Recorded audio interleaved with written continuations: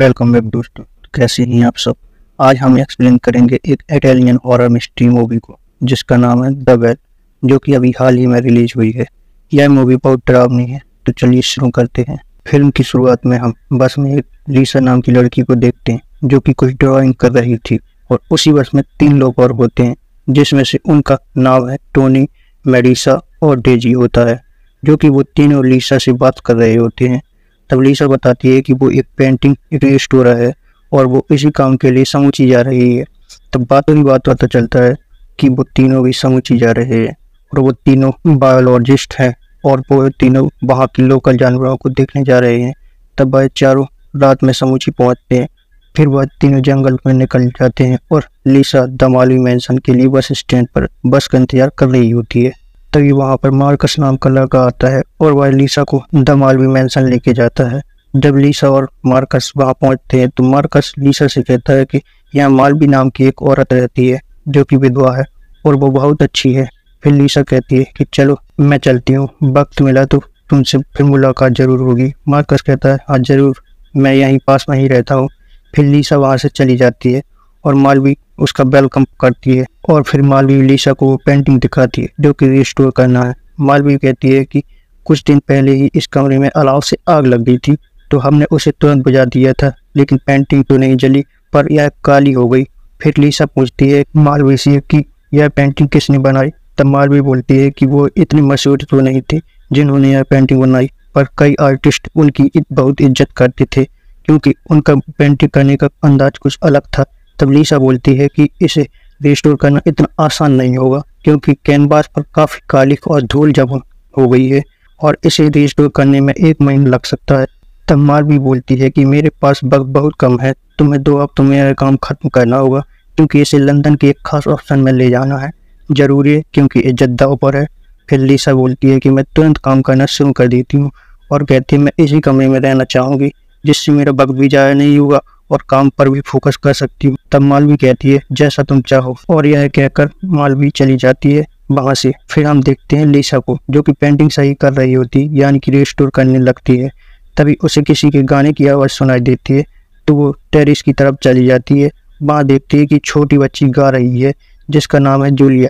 जब जूलिया गा रही होती है तो लीसा उसे पास जाकर छूती है तो वह लड़की जूलिया उससे डर कर भाग जाती है।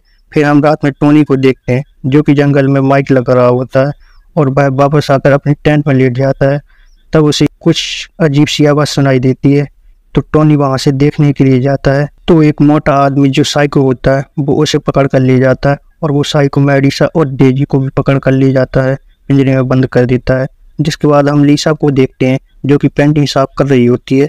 तभी वहाँ पर मालवी आती है और लीसा को डिनर के लिए कहती है। उसके बाद हम फिर लीसा और जूलिया को और जूलिया की मॉम को डिनर करते हुए देखते हैं और लीसा जूलिया से उसके स्कूल के बारे में पूछती है तो जूलिया बिना बताए उठकर वहाँ से चली जाती है। फिर हम उसी पिंजरे के अंदर देखते हैं जहाँ पर मेडिसा और डेजी और टोनी और वहीं पहले से जेम्स नाम का एक लड़का और बंद होता है और उसी मैदान के बीचों बीच एक कुआं भी होता है।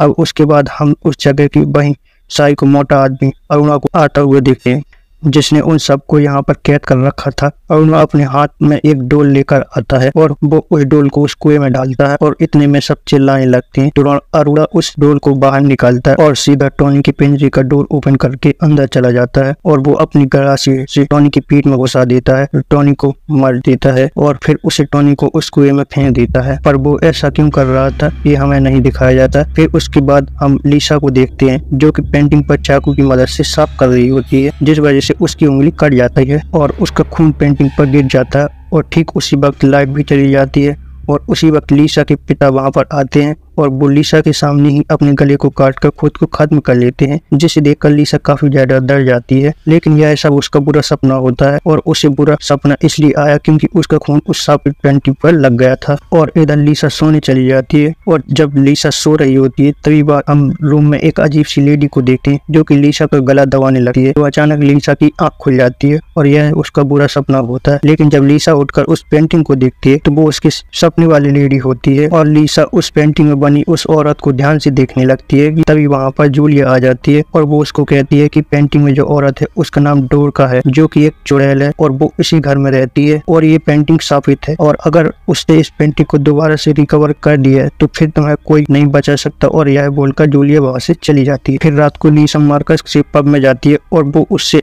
अपने बुरे सपने के बारे में सब कुछ बताती है, जिसके बाद हम साइको अरुणा को उस कुएं में डोर को डालते हुए देखते हैं कि तभी वहाँ पर बैठा शैतान अपना हाथ काटकर उस डोर में अपना खून देता है, और यह वही पेंटिंग वाला शैतान था जो कि अपना खून उस डोर में डाल रहा था। इसके बाद अरुणा उस डोर को बाहर निकालता रहता है और साइको अरुणा मेडिसा के पिंजरे का दरवाजा खोलकर है और उसे बाहर खींचने लगता है, लेकिन वो उस पिंजरे के गेट को पकड़ लेती है तो साइको अरुणा उसके हाथ को भी काट डालता है और फिर वो उसके घसीटते हुए बाहर निकालता है, और फिर वो उसे कांटेदार औजार को लेकर उस और मेडिका की पीठ को सारा मांस नोच लेता है और उसी हथियार से मेडिसा की एक आंख को भी निकाल लेता है, और फिर वो साइको अरुणा मेडिसा को कुएं में ही फेंक देता है और नीचे कुएं के अंदर जो शैतान बैठा था जिंदा ही चीर-फाड़ करके मेडिसा को खा जाता है और मेडिसा वहीं पर खत्म हो जाती है। फिर हम जूलिया को देखते हैं जो कि खिड़की से बाहर एक कपल को देख रही होती है।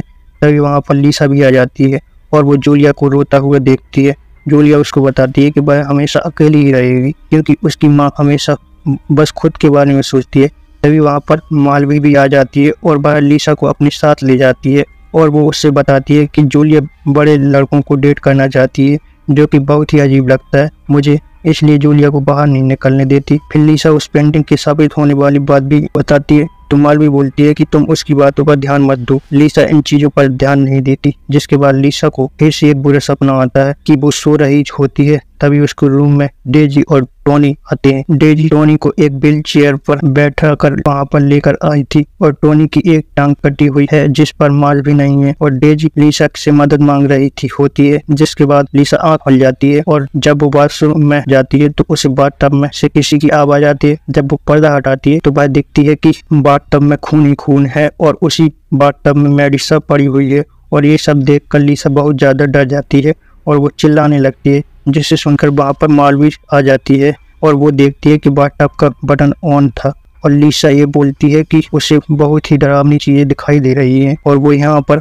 अब और नहीं रुक सकती है। तो मालवी लीसा को वार्निंग देती है और कहती है कि अगर वक्त से पहले काम नहीं हुआ तो उसे बहुत बड़ी रकम देनी पड़ेगी, जिससे लीसा को मजबूरी में काम करना पड़ता है। हाँ, फिर हम पिंजरे में जेम्स को देखते हैं जिसने उस गटर की कबर को खोल लिया था और वो डेजी से कहता है कि वो यहाँ से बाहर निकलकर हेल्प लेकर आएगा, लेकिन वो जैसे ही उस गटर के बाहर निकलने लगता है तो वो भयानक शैतान उस गटर के अंदर से ही उसके चेहरे को नोच लेता है और फिर वो वहीं पर उसे धीरे धीरे चीर-फाड़ करके खाने लगता है, जिससे जेम्स बहुत चिल्लाने लगता है और यह सब देखकर डेजी और भी ज्यादा डर जाती है। अब लीसा उस पेंटिंग को रिस्टोर कर रही थी और ऐसे ही रिस्टोर करते हुए उस पेंटिंग में एक और तस्वीर शो होने लगती है जो कि एक बच्चे की होती है, जिसे देखकर लग रहा था कि उसे मारकर पेड़ के साथ लटकाया गया है। फिर हम मालवी को एक गिलास में रेड कलर का कुछ पीते हुए देखते हैं और वो अपने आप को शीशे में देख रही होती है, और यहाँ पर हम उसके पीछे डार्का को भी देखते हैं जो कि लीसा का गला दबा रही थी, यानी कि वो रियल था, सपना नहीं था, जिसका मतलब यह था कि मालवी और डार्का दोनों ही चुड़ैल हैं और वो उस शैतान के खून को पीकर जवान रहती हैं और बदले में वो उस शैतान को खाने के लिए